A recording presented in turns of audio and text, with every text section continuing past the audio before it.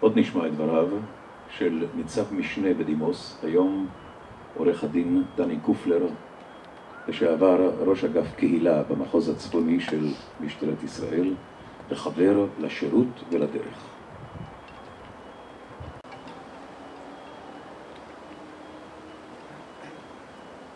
לאהובה האהובה, היום 104 ימים מאז האסון הנורא, ואני כאחרים מתקשה לעכל את המאורע.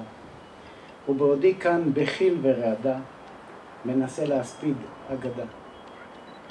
וזו משימה קשה ועוד איך, כי טרם השלמנו עם לכתך, ועוד בטרם נפרדנו ממך.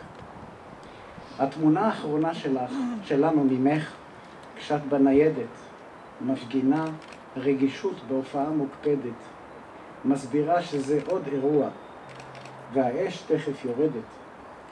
בזמן קצר לאחר מכן, כשאת נכנסת למוקד האש כך באופן בלתי נתפס, להציל צוערי שב"ס, שנלכדו במורד, ולצערנו כי רב לא ראינו את הנולד. מה אוכל להוסיף כאן לקהל הגדול, שאיבדנו חברה יקרה מכל, ועימה עוד מובחרים,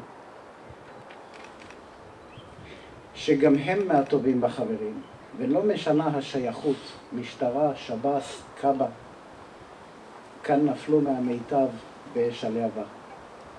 כי מה אוכל להוסיף שהיית מפקדת נועזת, אישה נהדרת עם מצפון בלב חם, אני אומר שהיית בת אדם. וראה זה פלא, בעולמנו אין רבים כאלה. ומה אוסיף לאישך דני ולאמך ריבה, מי ייתן שלא תדעו עוד לאהבה.